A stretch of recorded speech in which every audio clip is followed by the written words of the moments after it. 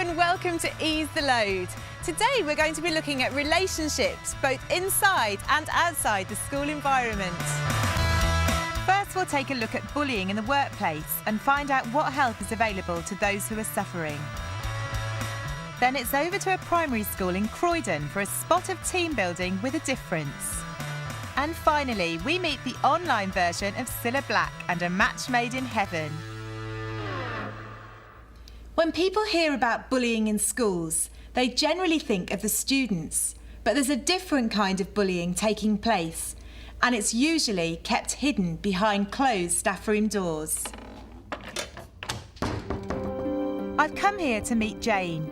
She's been a primary teacher at her school for 2 years, during which time she's been the victim of relentless verbal bullying by a colleague. Because the bullying is ongoing, Jane wants to remain anonymous. So can you tell me about the bullying in the workplace? Yeah, I joined the school about 2 years ago on the senior management team, so I had quite a lot of responsibilities. There was another member of staff also on the senior management team who, for some reason, took an instant dislike to me. I started getting stories back pretty much straight away with people saying that she'd been saying things about me, saying that I wasn't managing behaviour and that I wasn't treating the children in the way that she would treat them. Just generally nasty, niggly comments all the time. Doors being closed as I was walking out of the staff room, so obviously conversations were being had behind my back. She didn't ever confront you with these? No, never. I mean, she's never talked to me once about anything that she feels is a problem between us, but it has continued. And it's now got to the point where she's actually saying to other people that speak to me, why are you speaking to her? And if you continue to talk to her, she's then trying to get people on her side. She's really trying to divide the staff by saying, I'm not going to talk to you anymore. So how did it affect your relationship with your colleagues? It became quite difficult, more for them than it did for me, because obviously they were getting these comments back from her saying that if you carry on talking to her and if you carry on being her friend, then our relationship's going to come to an end. So I applied for another job because I just wanted to get away from it. I just had enough of it, and I just felt that I wasn't enjoying my job, and went to talk to other people in school who convinced me to stay and said that obviously if you leave then she's beaten you. I mean, on a Monday morning when you get up, how does it actually make you feel going into work? I think over the year it got to the point where I just did not want to go into work at all. Just the thought of having to go and constantly listen to that barrage of this has been said, that has been said. It's almost like listening to the children, and obviously then coming home on an evening and having to reflect on what's gone on during the day rather than thinking about the teaching. You go to bed and you're still thinking about it when you lay in bed, and it's just that constant mental awareness that it's there, and you feel that it's never going to go away, and that gets really upsetting. So what help did you seek? I started off just talking to colleagues in the school that I knew that I could trust and that I'd talked to in the past. They then suggested going to the head teacher, who could then sort it out as best she could. I'm hoping that now that she's aware that other people aren't listening to the stories that she's saying, that she knows she's been addressed by the head teacher, I'm hoping that things will start to settle down. If you're being bullied by a colleague in your workplace, then what course of action can you take? Well, if you feel you can approach your line manager, then they could act as a mediator between you and the other person. If you can't do this, you could contact your union or professional association for support and representation. There's also the Teacher Support Network, and I can give you their phone number at the end of the story. Lynn Witheridge is the founder and chief executive of the Andrea Adams Trust, the UK's only charity dedicated to tackling workplace bullying. Workplace bullying is like a cancer. It creeps up on you long before you or anybody else knows what it is that is happening. And you will start to find that you get into a nervous, stressful state, lack of sleep, tension, stress-related illnesses. These are on a swing, if you like. It starts very slowly, and then finally you end up with clinical depression. Within the Trust, we've had 7 suicides of adults over the last 9 years, and that tells you exactly what workplace bullying can do to somebody. I would never ever say to somebody in the workplace, go and stand up alone and confront the bully in your workplace. Seek the support from unions, from colleagues, from friends, and together go and confront the bully, because the bully is the one who is terrified of being found out. So move the power base away from the bully to you and stand up and be firm. And you can find more information on staff room bullying on our website at www.teachers.tv. Or if you'd like to talk to someone, you can call the Teacher Support Line free 24 hours a day on 08000 562 561. Next, we're whisking you off to Croydon to see how one school has brought a little African sunshine to a team-building event. Park Hill Junior School has brought in 2 African drummers from Sewa Education to provide them with a different kind of team-building exercise. Music coordinator Carrie Cooper organised it. Building a team atmosphere within the school is vital.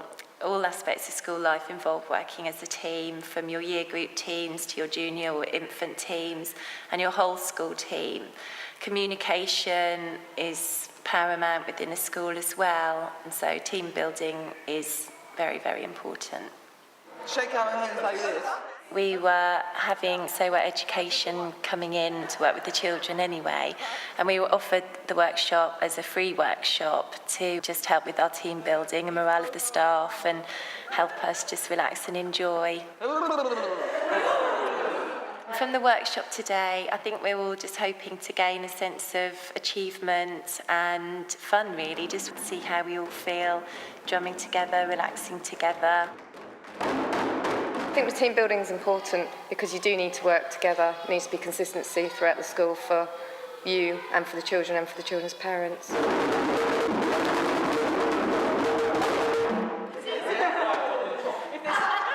It sounds amazing, but what makes African drumming so useful?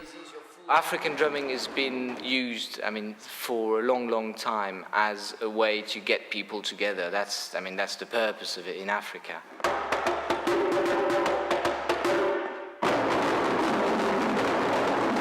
The music is coming back into the curriculum a lot, so we can train staff rhythmically, or we can also do team building for the staff in a class. So it's just we do team building in corporates and loads of different corporations as well. So why not with school teachers as well?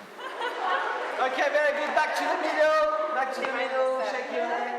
The staff were really open to the idea. I was very nicely surprised when I asked everybody if they wanted us to have the workshop, and their immediate reaction was yes, I think that'd be a great idea, and they've seen children in our school drumming and they'd all like to have a go. So as soon as they were asked, we got a really good response and they were all up for it.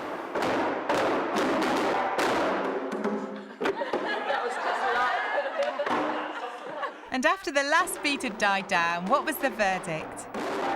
If you do slip up, which I think all of us did at least on one occasion, the beat and the rhythm carries you on. So that's nice, and you can see how that could be applicable to other situations in the classroom or amongst other teachers. Teamwork can help ease the workload just by sharing the different parts of the curriculum that you need to plan. And within a school there are so many other jobs that need doing as well. The workshop today has been really successful. All the staff were buzzing after it, and in the staff room there was an amazing atmosphere. Everybody had loads of energy and was really pleased with what they'd achieved in the workshop, so I think it was a great success. They say that all work and no play makes Jack a dull boy and Jill a dull girl. So it's about time someone took matters into their own hands to make life outside the school gates a little bit spicier. Romeo, Romeo, wherefore art thou, Romeo?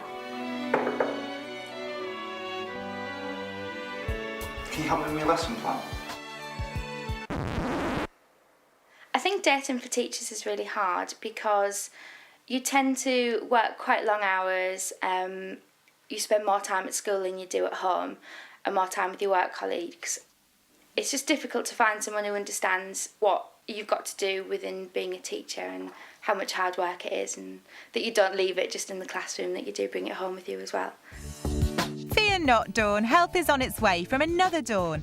Dawn Cox, an RE teacher from Essex, recognised the pressures of dating, so she set up a virtual dating thread specifically for teachers on the TES website. It proved so popular that she expanded it into a full dating database. On the TES website, there were lots of people saying that they're single teachers, that they found it difficult to socialise because they work long hours, have lots of work to do in the evenings and weekends. I saw that a lot of people wanted to meet other people with a similar interest, similar job. So I decided to set up the database from the website so that people could meet up.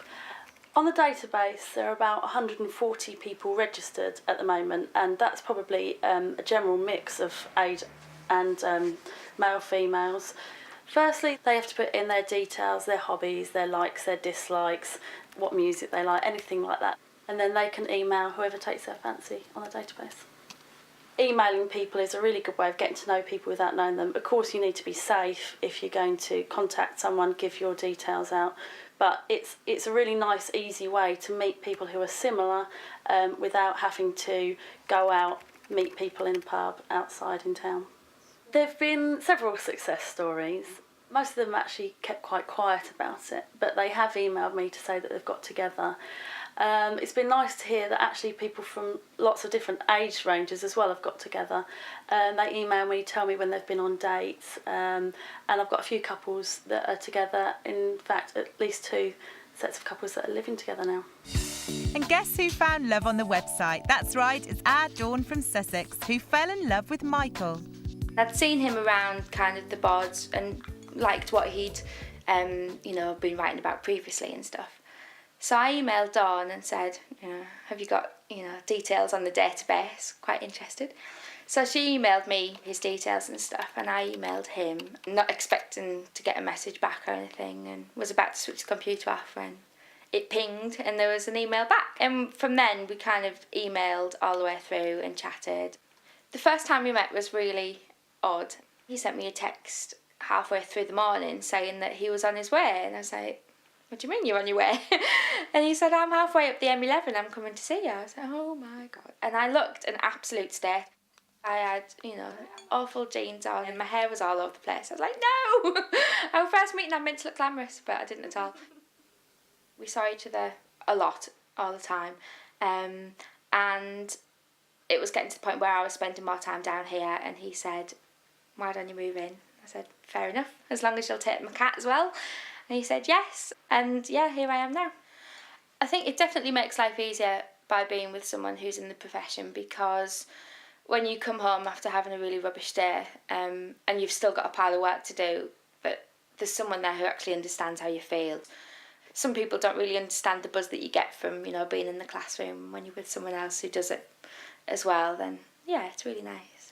I hope that the database has allowed people to feel that they can meet other people that understand them without even having to leave their own home. It means that they can spend some more time socialising than focusing on their work all the time.